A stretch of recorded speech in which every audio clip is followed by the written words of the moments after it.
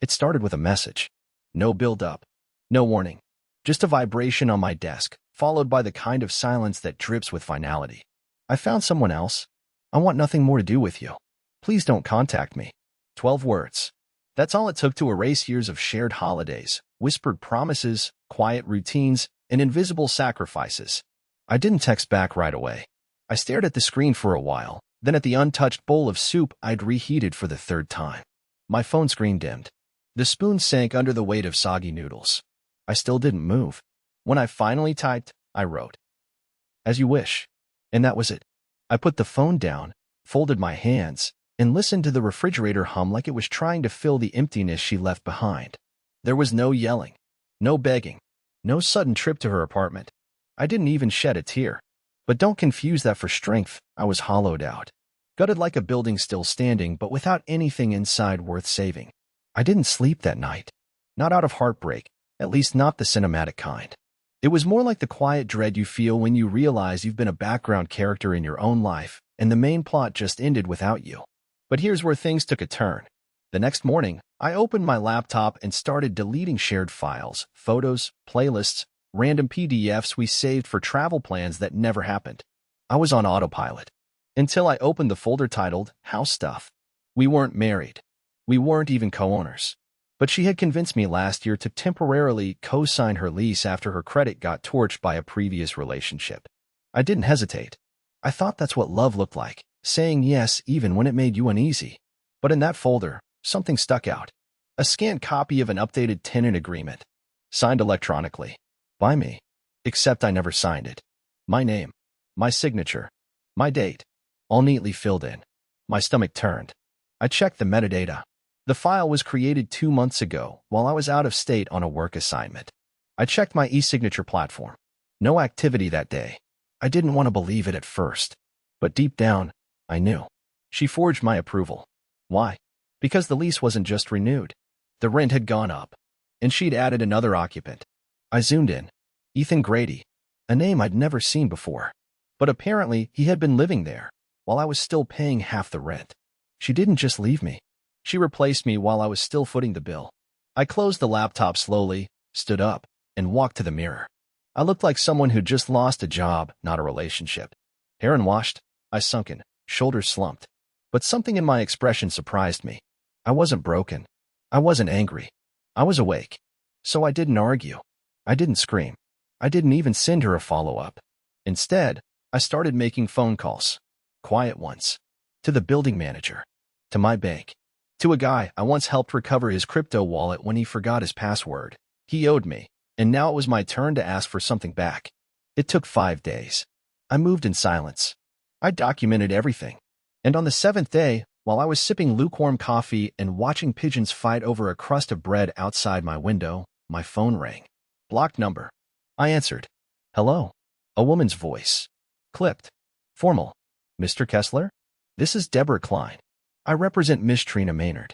I'd like to discuss something urgently regarding the lease, the apartment, and a few financial discrepancies that have come to our attention. I smiled. I didn't say a word. I just listened. I let her lawyer talk. Honestly, I was curious. The tone in her voice wasn't angry, it was nervous. Carefully measured. The kind of voice that knows something has gone terribly wrong but hasn't yet figured out how deep the hole is. She rambled something about misfiled documents and possible unauthorized use of identification, and I could practically hear the sweat forming on her brow. I said only 4 words. I'm aware. Anything else? That shut her up for a few seconds. Mr. Kessler, she continued, this time slower, I believe there may have been a miscommunication involving the recent apartment lease. It appears that your name and signature are attached to several documents filed with Glenmore Properties, and I never signed them. I cut in flatly. Another pause. Longer. Heavier. That's what we were hoping to clarify, she said, her voice stiff, rehearsed. Miss Maynard believed she had your consent. If we can resolve this amicably, without escalation, I'm confident both parties can. I hung up, not to be rude, not even out of pettiness. I hung up because I already knew what I was going to do, and none of it involved sitting down at a fake friendly table to resolve things amicably. Not after she moved another man into the apartment I was still paying for. Not after she forged my signature and left me with the legal mess like I was disposable. I may be a lot of things, passive, indecisive, painfully conflict avoidant, but I'm not a doormat. Not anymore. So here's what I did. 3 months ago, I had set up an automatic payment to cover half the rent. I'd forgotten about it entirely. She said she'd handle the finances moving forward, and I trusted her. But now that I'd seen the lease and the new tenant addition, I went back and checked my bank records. I've been paying $1,100 a month, half of the full $2,200. Except now, the rent was $2,800. And her new boyfriend? Ethan Grady? He wasn't paying anything. I called the building manager and asked for a copy of the payment history. To my surprise, he didn't ask any questions. Apparently, he assumed I was still living there. When I asked who was on the payments, he casually said, "Well, you've been the only one listed under active autopay." Trina wasn't paying a dime. She moved another man into our apartment, raised the rent, forged my signature, and still had the nerve to act like I was the burden she needed to escape from. I filed a formal fraud report with the leasing office. I submitted evidence of the forged document to the property's legal department, including screenshots showing I was out of state on the day she signed me in. I forwarded them the metadata from the digital file and even included a photo of my boarding pass. Then, just for good measure, I contacted my bank and filed a fraud claim for the 3 most recent rent payments. I told them my account was used without consent on a lease I never agreed to. They flagged the transactions, said I might even be eligible for a full refund if it held up. Meanwhile, Trina was blissfully unaware. Or so I thought. 3 days later, I got another voicemail. From her. Not the lawyer. "Elwood, what the hell did you do? They're threatening eviction and saying I might be prosecuted for forgery?" I swear it wasn't like that. I just thought it'd be easier if I please. Call me back. We can fix this. Fix this? Now she wanted to fix things? She ghosted me with a text. Left me with bills. Lied. And now that her little fantasy life with her new man was crumbling, she remembered I existed. No, I didn't respond. I forwarded her voicemail to my digital records folder. And I kept moving. I wasn't done yet. See, while Trina was busy playing house with Ethan, she also used our shared Amazon account. Yeah, she never changed the password. Still had it linked to her new address. I watched in real time as she ordered throw pillows, a cheap French press, and "This is Rich," a copy of the 4 agreements. She even had the nerve to use my debit card. I took screenshots. Called the bank again. Canceled the card. Ordered a new one. And then I deleted the entire Amazon account, including her shopping lists, order history, and saved addresses. She sent me an email minutes later. "I can't log in." "What did you do?" I didn't answer. I was done answering. I was done apologizing for being the kind of guy who kept quiet, who backed off, who gave second chances to people who didn't deserve first ones. And for the first time in a long time, I wasn't sad. I was free. But this story wasn't over yet. Because the next morning, Ethan showed up at my apartment. And what he said at my front door changed everything. It was early. Too early for someone to be knocking on my door like they had a right. I was still in sweatpants, hair a mess, clutching a mug of bitter coffee that had gone cold before I even remembered to drink it. The kind of morning where the silence feels sacred. Until it wasn't. The knock came again. 3 soft thuds, like the person on the other side wasn't sure they even wanted to be there. I opened the door, expecting a delivery driver or maybe another awkward visit from my landlord. Instead, I was staring at Ethan Grady, the man Trina left me for, the one she moved into our apartment. The guy I only knew by name and a few glimpses from social media. He always wore button-downs one size too tight and posted inspirational quotes and Instagram captions that had no context. And now he was standing on my porch like we were old friends about to talk about the weather. "Elwood?" he asked. I didn't respond. Just stepped aside enough for him to understand he wasn't welcome, but I wasn't slamming the door either. Not yet. He looked off, pale, eyes bagged, like he hadn't slept, hair messed up in a way that didn't look styled, just neglected. His jaw twitched. I know this is weird, he said, but I think we need to talk. I leaned against the door frame and crossed my arms. Do we? He nodded quickly, swallowing. Yeah. Look, man, I didn't know. About you. Not really. Trina said you were out. That it was over. That you'd never even, he paused, breathing in. That you didn't care. I almost laughed. Not because it was funny. Because it was pathetic. Because I saw myself in him for a split second, believing her words, trusting the surface, never looking too close because comfort feels better than truth. She told you I didn't care? I said flatly. He nodded. Yeah, that you were just some guy she lived with for convenience. Said you were emotionally distant. Cold. I raised an eyebrow. Did I sound cold in my rent payments? Or maybe the groceries I kept buying while she ghosted me in the same apartment. That shut him up. He looked at the ground. I messed up. I see that now. But that's not why I'm here. I waited. I didn't owe him the courtesy of saving him from his own awkwardness. I left, he finally said. Last night. Packed my stuff. She doesn't know yet. I blinked. Why? He hesitated. Then pulled out his phone. Unlocked it. Scrolled. And then handed it to me. On the screen was a video. Blurry, low-res, maybe captured through a cracked screen or a half-open door. But I could make out enough. There she was, Trina, sitting on the edge of the bed in my old apartment, giggling. Shirtless. Talking to someone out of frame. Only it wasn't Ethan. It was another man. Younger.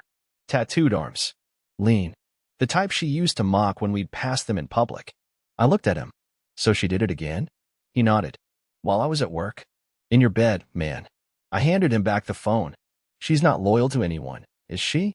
I muttered, not asking him, but more like confirming it to myself, to the ghost of the man I used to be who kept thinking maybe there was a sliver of misunderstanding.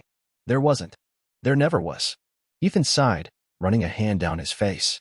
I came here to tell you because I figured you deserve to know. And because she's trying to file some kind of complaint against you. Said you were financially abusive and that you were threatening her through your lawyer. I blinked slowly. I haven't spoken a word to her since she sent the text. Everything's been through property management and legal channels. I believe you, he said. Which is why I wanted you to have this. He handed me a folder. Physical. Real. Not digital. Inside were printed messages, screenshots of conversations, timestamps, all showing Trina discussing how she'd get even with me for embarrassing her legally. How she planned to claim I stole her identity when I flagged the fraud. How she'd frame me as emotionally unstable to gain sympathy if anything ever came out. It was all there. Black ink on white paper. Her words. Her intentions. I closed the folder slowly and looked up at him. Why are you giving me this? He shrugged, then sighed. Because I realized. I was just next in line. She's not capable of loving anyone who won't fall for her script. You broke the story. She's rewriting the ending. I figured the least I could do is make sure she can't. He turned to leave. No dramatic farewell. No apology. Just a man with a suitcase and too much regret. When I stepped back inside, I locked the door and stared at the folder on the table. She hadn't just tried to erase me.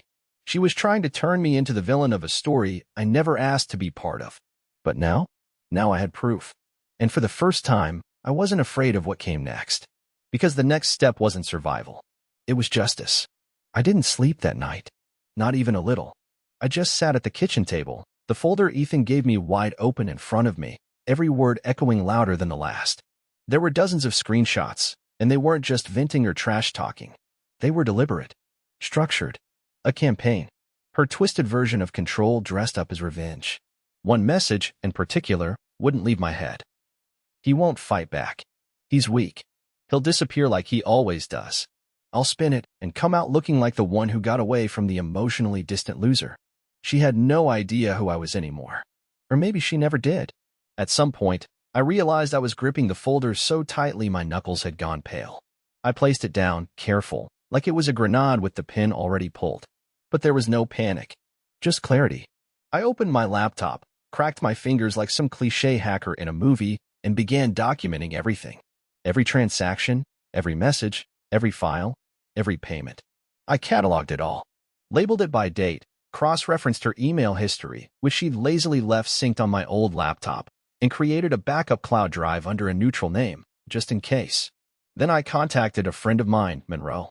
He works freelance digital security now, but used to be deep into fraud detection for a financial firm.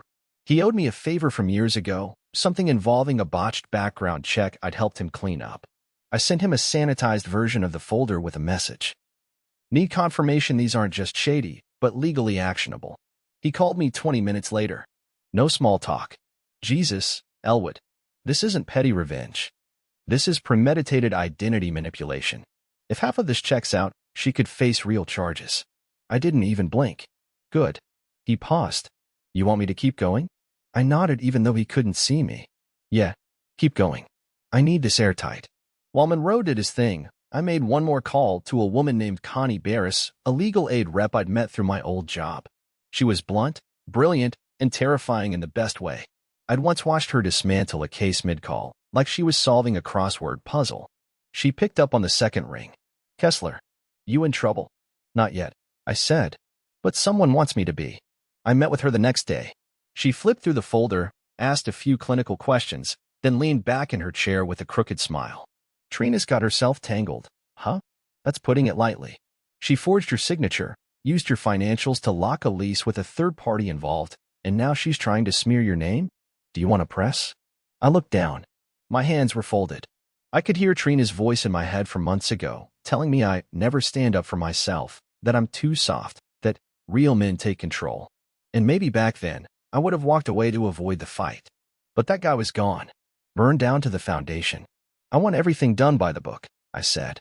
I want her to feel every page of the rulebook she tried to burn in front of me. Connie nodded. Then we start with a formal affidavit.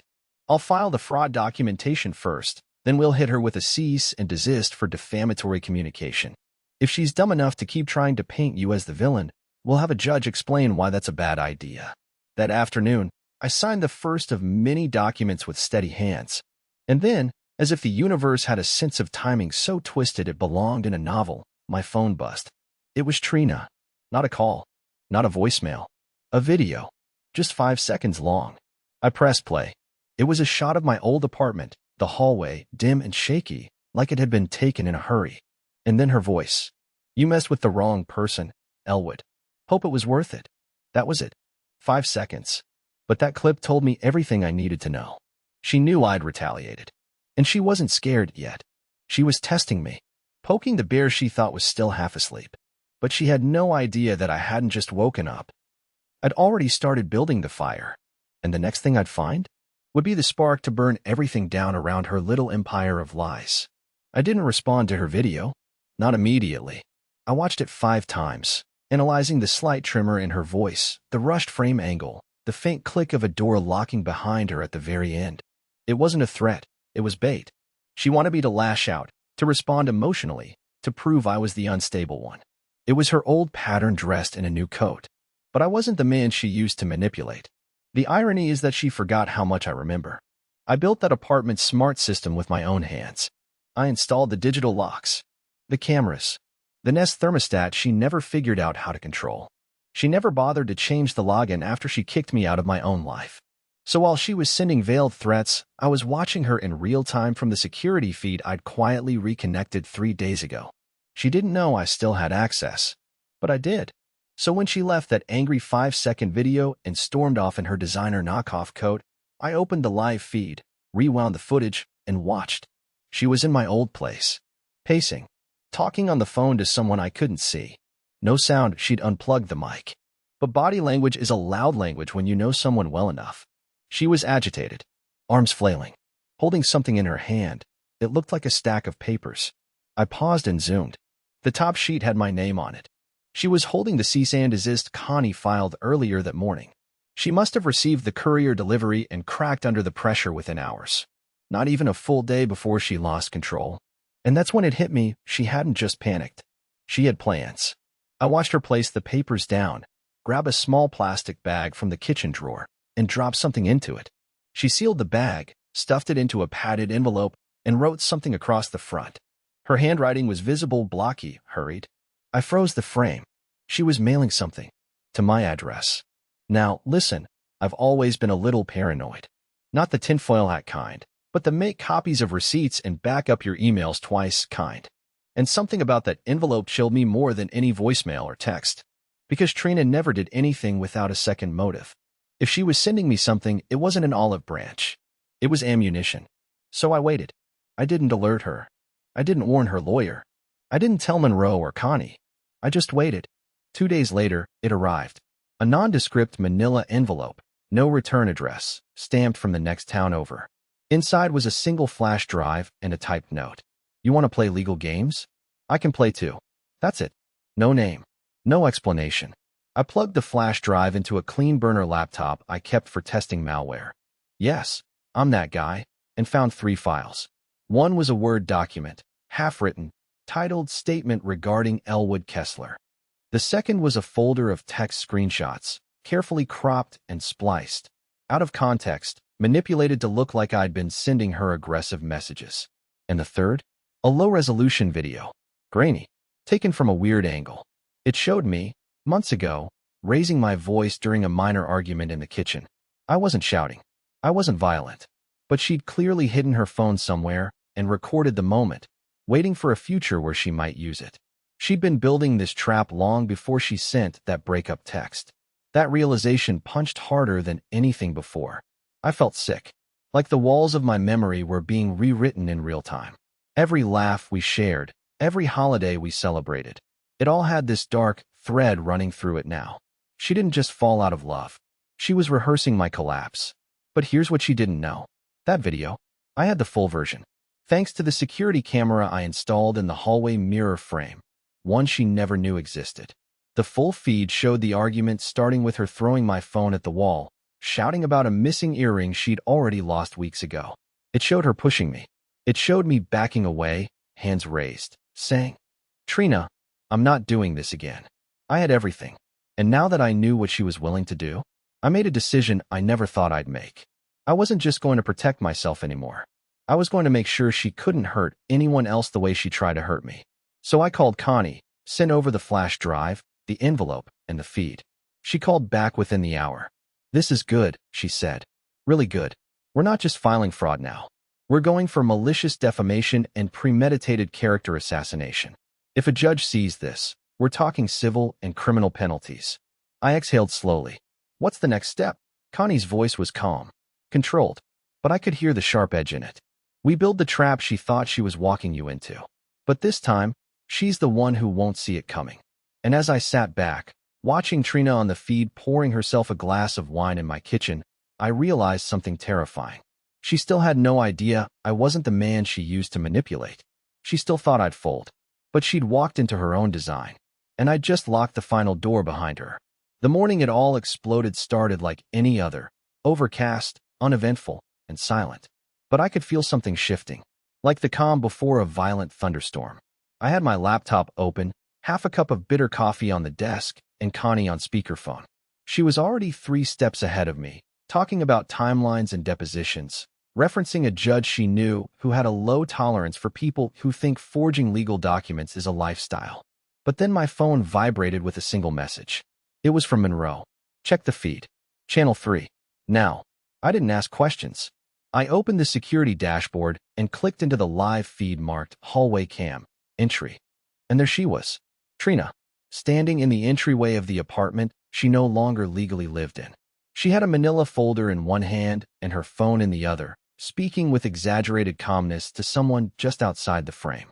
Her body language was theatrical, every motion meant to be seen. She knew the hallway camera was there, the one in the mirror, still invisible to her. Seconds later, a uniformed police officer stepped into view. No sirens, no drama, just a quiet conversation.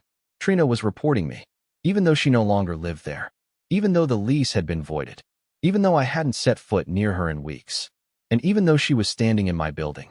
She was holding a stack of papers, the same ones she'd doctored on that flash drive, and trying to make them stick like evidence. I couldn't hear the words, but her hand gestures told the whole story. She pointed toward the building's directory, then toward the ceiling, as if to say, "See? He watches me. He's obsessed." I stared at the feed in disbelief. She wasn't spiraling. She was orchestrating. This wasn't panic. This was strategy. But what she didn't count on, what she couldn't possibly have known, was that earlier that morning, Connie had filed a protective countermotion on my behalf with the district clerk's office. One that included video evidence, digital logs, and sworn affidavits showing exactly who had violated whom. So when Trina stepped back and smiled smugly at the officer, likely expecting him to hand me some sort of warning, something beautiful happened. The officer turned to her and reached for his radio. Trina's smile faltered. He spoke into the receiver, waited, then slowly, methodically, he turned back to her, and I could tell from the shift in her posture that something had just gone wrong. She tried to step away. He stepped with her. And then, in one surreal moment, The officer reached for the folder in her hands and asked her to place it on the ground. She protested. He didn't flinch. Seconds later, another officer entered the frame.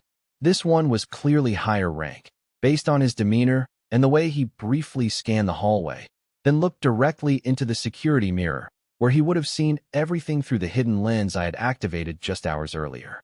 Trina started to speak again, hands up, face flushing. But the second officer cut her off. Sternly, no games. Then they asked for her ID. And that's when it all crumbled. She hesitated, fumbled for her wallet, then handed it over with a trembling hand. They radioed something in. The next few minutes were painfully slow. She tried to play it off, pacing, leaning against the wall, talking too fast, laughing at her own nervousness. But they didn't laugh. And then one of the officers, the one who first arrived, pulled out a folded piece of paper, unfolded it, showed it to her. She read it, and for the first time in months, I saw something flicker in her expression that wasn't confidence or contempt. It was fear, because that paper, that was the formal notice of investigation. Fraud, identity misuse, filing a false report, harassment through digital manipulation, and possibly more if the investigation extended to her forged rental documentation and the envelope she sent me with the flash drive. She looked like someone who'd been playing poker with a fake hand and just realized the table was filled with professionals. They didn't arrest her. Not yet. But they escorted her out of the building. Slowly, quietly, with every step punctuated by the silent weight of what was coming. I leaned back in my chair, stunned. I wasn't celebrating. I wasn't smiling. I just felt still. All those sleepless nights. All the self-doubt. The spiral of wondering whether I was imagining things, overreacting, misreading someone I thought I knew. All of it was finally validated. But it wasn't over. Because 30 minutes later, I got another call. This time, from Trina's lawyer. The same one who had ignored my calls earlier. "Mr. Kessler," she said, her voice clipped and brittle. "We'd like to discuss a potential settlement and agree to cease all contact on both ends." I didn't laugh. I didn't yell. I just said one thing. "Tell your client I already settled.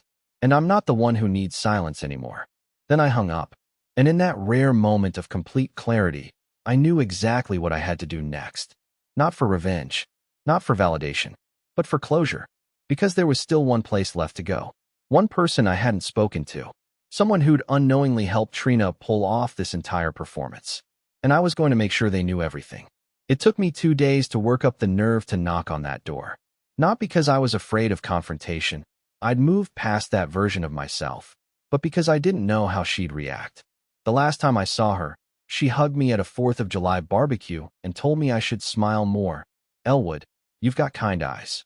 That was before Trina spun her web. The door belonged to Marlene, Trina's mother. Now before you roll your eyes, let me clarify. Marlene and I were never especially close, but we were civil. Friendly even. She used to call me Elle, insisted I was good for Trina, and once mailed me a birthday card with a $10 Starbucks gift card taped inside.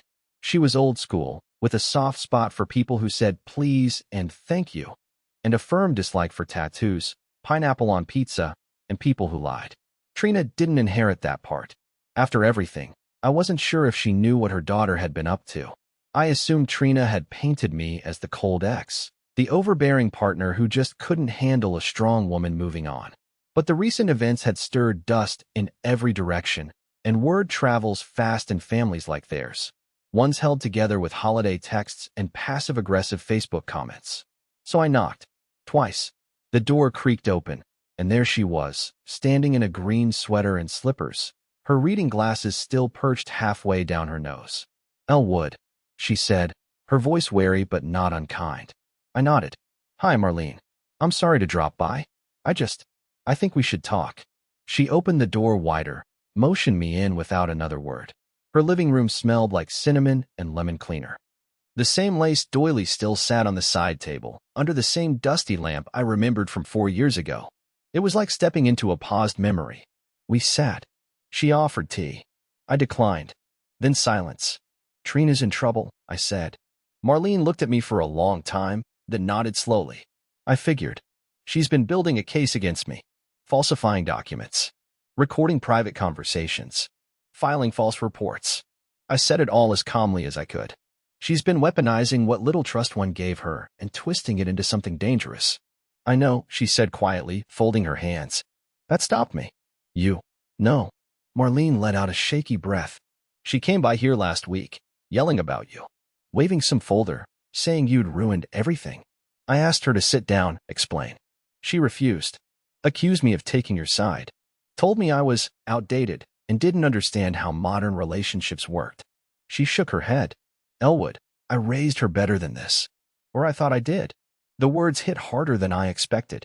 Not because they justified anything, but because for the first time, someone in her life was admitting what I had desperately hoped was true. This wasn't normal. And it wasn't okay. I reached into my bag and slid a copy of the statement Connie helped me draft across the table. I didn't want to shock Marlene, but I needed her to see it. The timeline, the screenshots, the fake emails, the copy of the forged lease agreement. Everything. She read in silence, flipping pages slowly. By the fourth page, her hands were trembling. Oh my God, she whispered. She used your signature for this? I nodded and tried to file a harassment claim against me. After moving another man into the apartment I was still paying for. Marlene leaned back, her face pale. And I defended her. I told everyone it was probably just a misunderstanding, that you were too sensitive. I wanted to say something, anything, but all I could do was let her absorb it. Then she reached under the table and pulled out her phone. What are you doing? I asked. I'm sending you something, she replied. Something I didn't think mattered before, but maybe it does now. A few seconds later, my phone buzzed. I opened the text. It was a screenshot. A group message. 3 participants, Trina, her cousin Madeline, and her friend Jessa. The latest message from Trina read, if this doesn't scare him into shutting up, I'll just say he stalked me. No one ever questions the girl. My blood ran cold. Marlene met my eyes. I saw this last week. I was going to confront her, but I don't know.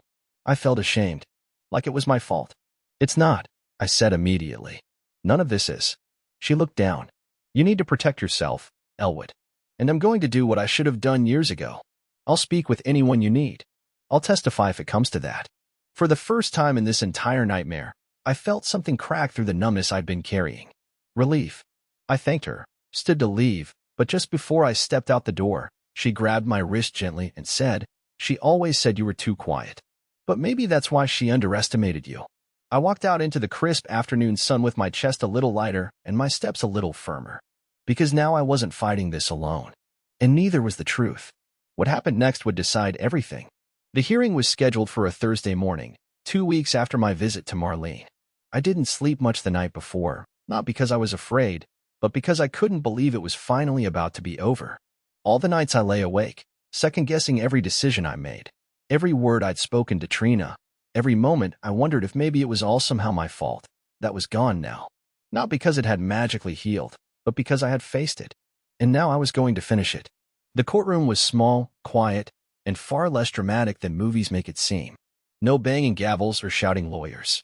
Just tension, silence, and the kind of weight that builds when everyone knows something is about to unravel. Trina sat on the other side of the room, dressed in a neutral beige blazer, hair pulled back, trying to look innocent. She didn't look at me once. Her lawyer whispered something to her, and she nodded stiffly, lips pressed so tightly they turned white. My side? Connie sat beside me, calm as ever, flipping through her binder like she was reading a breakfast menu. And behind us, quietly sitting near the back, Marlene. She'd come, just like she promised. No drama, no guilt, just quiet support. When the judge entered and called the session to order, it all moved quickly. Connie presented everything clearly, precisely. The forged lease documents, the doctored screenshots, the attempt to falsely report me for harassment, the manipulation campaign she ran behind the scenes. She even played clips from the hallway camera, including the day Trina tried to involve the police, offering her version of reality while our camera silently exposed the truth. When Connie showed the group message Trina had sent her friends about scaring me into silence, the judge's demeanor changed entirely. He leaned forward and looked directly at Trina. Miss Maynard, he said slowly, you've been given the benefit of the doubt at every turn. But the evidence here is not only clear, it is deliberate. Forgery, defamation, false reporting.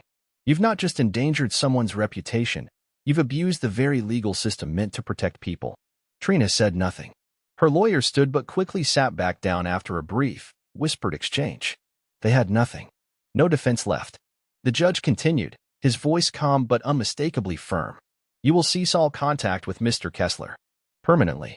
All false claims and statements made about him are to be publicly retracted within 10 days, and a formal apology submitted through the court. If you violate any part of this order, I will not hesitate to escalate this to criminal charges. And just like that, it was over. As we exited the courtroom, Connie gave me a quiet nod and a smile. You did good, she said. Most people don't have the patience or the courage to push this far. I didn't really know what to say. The emotional weight of it all hadn't hit me yet. It didn't feel like victory, just peace. And for the first time in a long time, that was enough. Outside, Marlene approached me and placed a small envelope in my hand. What's this? I asked. She smiled. It's not much, but you told me you never got closure. So I wrote you something. Later that evening, I opened it at home. Inside was a handwritten note. A real one. No digital edits. Just ink and paper. Elwood. I don't know how to apologize for what Trina put you through. I know a mother's word can't undo what a daughter's actions did, but I need you to know your kindness never went unnoticed. I once told you to smile more. I hope you do that now. With respect and sincere gratitude. Marlene. I folded it carefully and tucked it into the back of my drawer. Not because I needed to reread it, but because it was proof that truth still mattered. Weeks passed. Then months. Trina vanished from my life, and this time for good. Her retraction was issued. Quietly, of course. But it was there. She tried to move states shortly after. I heard she got a job somewhere new. I don't care. Let her reinvent herself 100 times. I won't be watching. As for me, I moved. I started fresh. Got a new apartment in a different part of the city. Found a local cafe I liked. Adopted a senior rescue dog named Baxter. And went back to sketching. Something I'd stopped doing when Trina told me it was a waste of time. Turns out, I'm pretty good at it. One sunny Saturday, while I was sketching a scene at the park, a woman sat on the bench beside me. She complimented my drawing. Her name was Meredith. We talked. We laughed. We didn't talk about past relationships. We didn't need to. We just enjoyed the moment. I don't know what the future holds. I'm not claiming I became a superhero or that I won anything, but I took my voice back. I stood up when it would have been easier to disappear. And for the first time in a long time, I looked in the mirror and didn't see a victim. I saw me. Quiet, kind, steady. And finally, free.